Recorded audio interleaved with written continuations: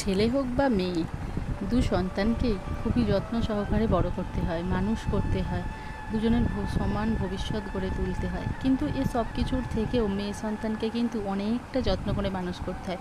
কেন বলো তো? সে দুদিন পরে অপরের বাড়িতে যাবে, অন্য সংসারে যাবে। আর সবথেকে বড় কথা, সে পরবর্তীকালে একজন মা হবে, একটা সন্তানের জন্ম দেবে। একটা সন্তানের জন্ম দিতে গেলে যতটা পরিমাণে শক্তি, তাকে সেই হিসাবেই গড়ে তুলতে হয়, সেই হিসাবেই বড় করতে হয়।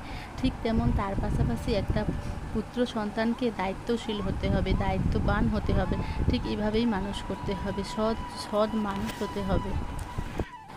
তবেই কিন্তু সে একটা পরিবারকে ধরে রাখতে পারবে। এখন অনেক পরিবার কি হয়েছে, তার মাকে দেখে না, বাবাকে দেখে না, হয়তোবা অনেক সময় দেখা যায় বৃদ্ধাশ্রমে পাঠিয়ে দেয়।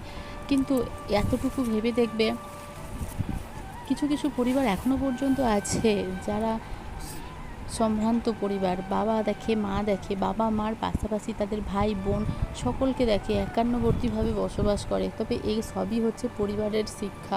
তাই ছোট থেকে ছেলে সন্তান হোক আর মেয়ে সন্তান হোক, এমনভাবে মানুষ করতে হবে যেন তারা মানুষের মতো মানুষ হয়। শুধু পুঁথিগত শিক্ষার ওপর, বিদ্যার ওপর দুটো বই পড়ে শিক্ষা নিলে হবে না, সত্যিকারের মানুষ হয়ে উঠতে হবে।